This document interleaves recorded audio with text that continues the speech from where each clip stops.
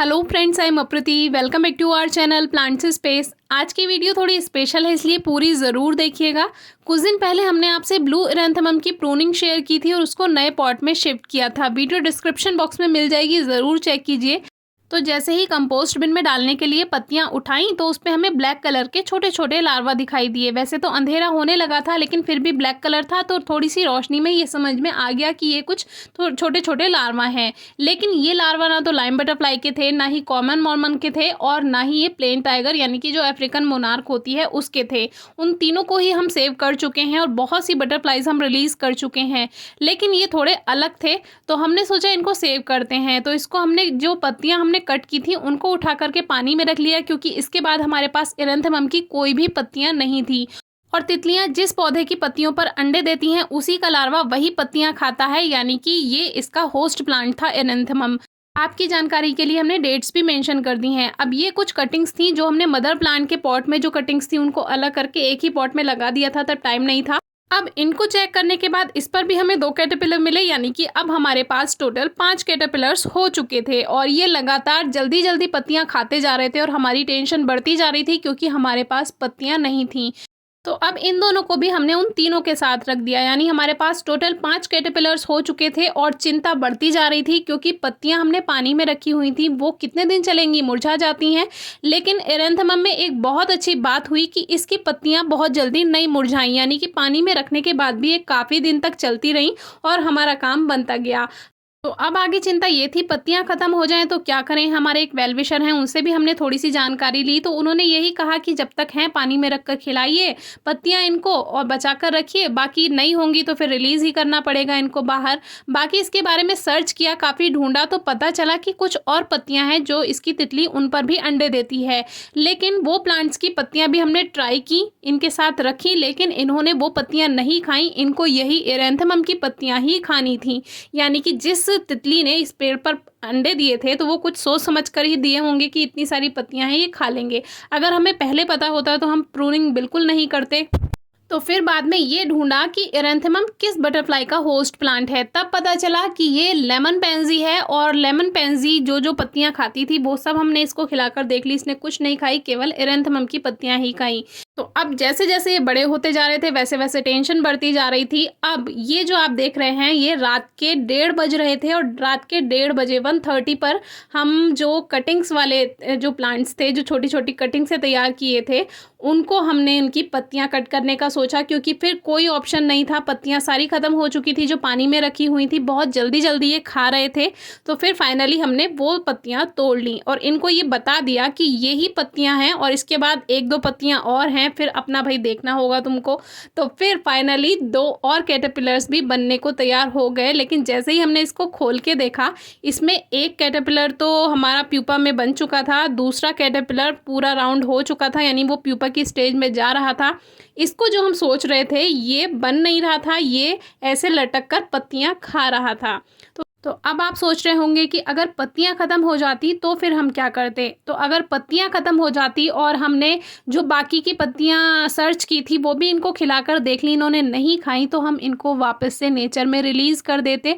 बाकी इनका भगवान मालिक होता, लेकिन भगवान ने हमारा साथ दिया और बाकी के जो कैटरपिलर्स थे वो प्यूपा स्टेज में जाने के लिए तैयार हो गए। और फाइनली हमारा सारा जो डर था वो ख़त्म हो गया। और यहीं से एक सीख मिली कि जो होना होता है वही होता है, जिसको जीना होता है वो जीता है और जिसको मरना होता है वो मर जाता है।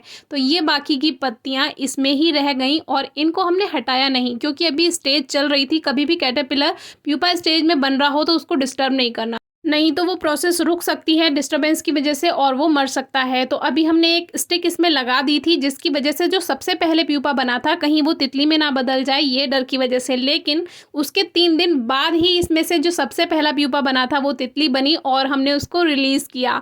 अब आप सोच रहे होंगे हमने नाम क्यों नहीं बताया। तो मुझे इसको देखना था कि ये तितली है कौन सी, क्योंकि वैसे तो पता चल गया था लेकिन आंखों से इसको देखा नहीं था। जब तक तितली ना देख लो तब तक श्योर नहीं होते।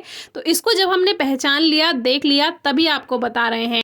तो इसका कॉमन नेम है लेमन पेंजी, जो कि लेमन पेंजी के नाम से जानी जाती है, और वैसे इसका नाम है जुमोनिया लेमोनियास। तो ये एक बहुत सुंदर तितली लगी मुझे। ये मेरे गार्डन में एक दिन और आई थी, लेकिन मैंने इसकी छोटी सी क्लिप भी शूट की थी, लेकिन फिर वो डिलीट हो गई, पता नहीं कहाँ चली गई। तो मैंने सोचा ये मेरे यहाँ तो इसके अंडे नहीं होते हैं, ये अपना लार्वा नहीं देती है, अंडे नहीं देती है, तो फिर इसके बारे में नहीं ही बताते हैं आपको। तो वो वीडियो हमने आपसे शेयर नहीं की थी, लेकिन ये क्या पता था कि उसके कुछ ही दिन बाद मेरे गार्डन में ये मुझे सेव भी करने पड़ेंगे। तो मुझे बहुत अच्छा एक्सपीरियंस रहा मेरा ये तितली बहुत तेज़ उड़ती है, एक सेकंड में बहुत बार अपने पंख फड़फड़ाती है, इसीलिए इसकी वीडियो सही से शूट नहीं हो पा रही थी, इसीलिए थोड़ा नेट के अंदर कैमरा रखकर शूट करना पड़ा, जो कि आपको दिखाना जो था।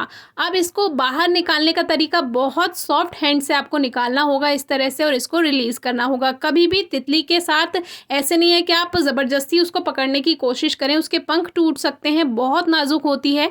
लेकिन जितनी तेज़ ये उड़ने में थी उतनी ही शांत ये हाथ में आने के बाद हो गई थी। देखिए हमने इसको बाहर निकाला और ये बहुत देर तक हाथ पर बैठी रही।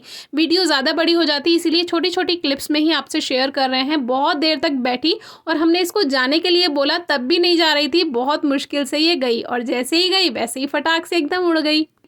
लेमन पेंजी का लाइफ साइकिल 21 से 31 दिन यानी 21 टू 31 डेज़ का होता है लगभग, और एग का जो टाइम है वो 3 से 4 दिन का है, और इनके लार्वा का टाइम है 12 से 19 दिन का, प्यूपा का टाइम है 6 से 9 दिन का। वो आपके यहाँ के कैसा मौसम है इस पर डिपेंड करता है, और तितली पर डिपेंड करता है कि इनमें से कितने दिन में वो बाहर आएगी। तो हमारे साथ ये 7 अगस्त से लेकर 24 अगस्त तक रहे, यानी कि लगभग 18-19 दिन ये हमारे पास रहे, और ये वाला जो एक्सपीरियंस था ये मैं कभी नहीं भूलूंगी। मेरी लाइफ का सबसे बेस्ट एक्सपीरियंस ये रहा है। ये जो मेटामॉर्फोसिस की प्रोसेस है ये मेरी लाइफ की सबसे अच्छी प्रोसेस रही, क्योंकि इसमें ये था कि पता नहीं पत्तियाँ ख़त्म हो गई तो इनका क्या होगा। कभी ऐसा नहीं हुआ आज तक, क्योंकि जो लेमन बटरफ्लाई हमने सेव की है, लाइम बटरफ्लाई, उसकी पत्तियाँ, नींबू की पत्तियाँ हमारे पास रहती हैं, करी प्लांट की पत्तियां हमारे पास रहती हैं, जो प्लेन टाइगर बटरफ्लाई रिलीज करते हैं अफ्रीकन मोनार्क, उसकी पत्तियां, जो आँख होता है जिसको मदार भी कहते हैं, मिल्कवीड, उसकी पत्तियां भी रहती हैं हमारे पास, और जो कॉमन मॉर्मन होता है वो भी करी लीव्स और लेमन की लीव्स, नींबू की पत्तियां, करी पत्तियां खाता है। तो इसीलिए इनकी कभी कोई कमी नहीं हुई। लेकिन इसकी यानी एरेंथेमम की हमने प्रूनिंग कर दी थी, कोई पत्तियां ही नहीं थी, तो ये सबसे बड़ी टेंशन थी।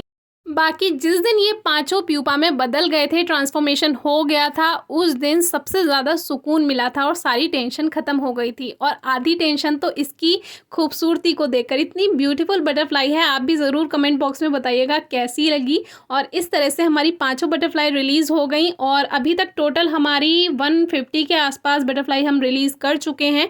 और एक बहुत अच्छी वीडियो आएगी जिसमें डू और डोंट आपसे शेयर करेंगे कि आपको तितली को बचाने के लिए क्या काम करने चाहिए और क्या नहीं करने चाहिए। वो वीडियो भी खास रहेगी। Thank you.